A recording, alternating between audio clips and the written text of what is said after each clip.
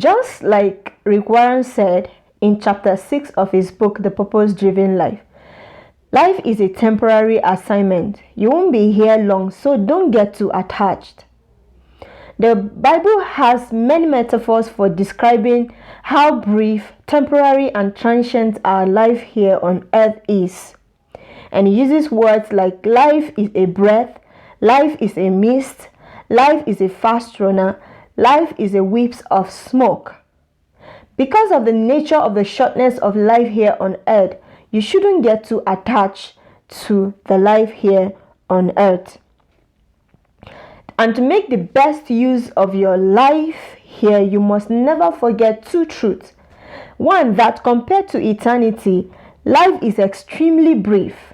Two, that earth is only a temporary residence. You will not live here forever, so you should not get too attached. Ask God to help you see life on earth as He sees life.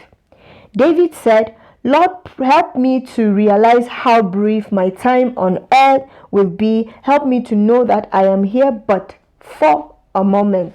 Repeatedly, the Bible compares life on earth to temporarily living in a foreign country. This is not your permanent home nor your final destination. You are just passing through. You are just visiting earth. The Bible uses terms like you're an alien, you're a foreigner, you're a pilgrim, you're a stranger, you're a traveler, you're a visitor to describe how brief our stay here on earth will be. David said, I am but a foreigner here on earth. Peter explained, if you call God your Father, live your time as temporary residents on earth. Imagine if you were asked by your country to be an ambassador to an enemy country. You would probably have to learn a new language, adapt to their customs and cultural differences in order to be polite and to accomplish your mission. As an ambassador, you will not be able to isolate yourself from the enemy. To fulfill your mission, you would have to have contact and relate to them. But suppose you became so comfortable with this country that you begin to fall in love with it, preferring it to your own home country. Your loyalty and commitment would change. Your role as an ambassador would be compromised.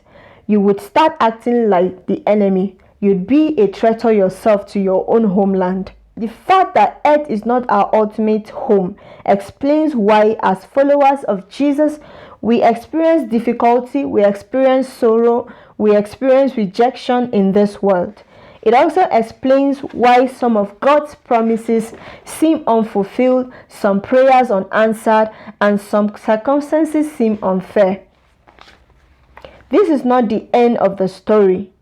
In order to keep us from becoming too attached to earth, God allows us to feel a significant amount of discontent and dissatisfaction in life, longings that will never be fulfilled on this side of eternity.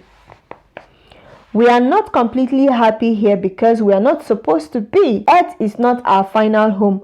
We were created for something much better. It is a fatal mistake to assume that God's goal for your life is material prosperity or even popular success, as the world defines it. The abundant life has nothing to do with material abundance, and faithfulness to God does not guarantee success in a career or even in ministry.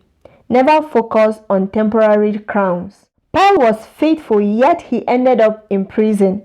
John the Baptist was faithful, yet he was beheaded.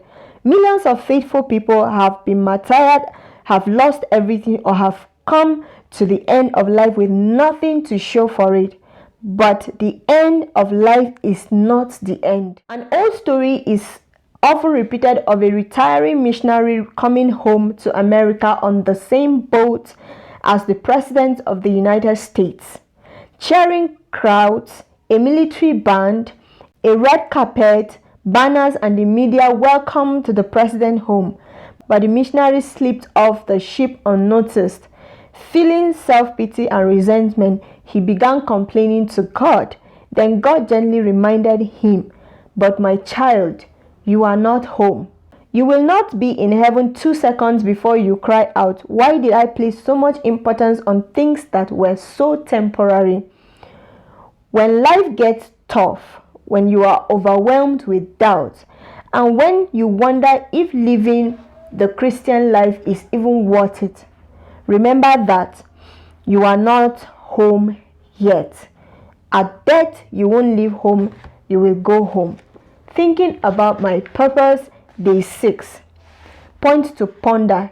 This world is not my home. Verse to remember. So we fix our eyes not on what is seen, but what is unseen. For what is unseen is eternal, but that which is seen is temporary. 2 Corinthians chapter 4, verse 18. Question to consider. How should the fact that life on earth is a temporary assignment change the way I am living right now?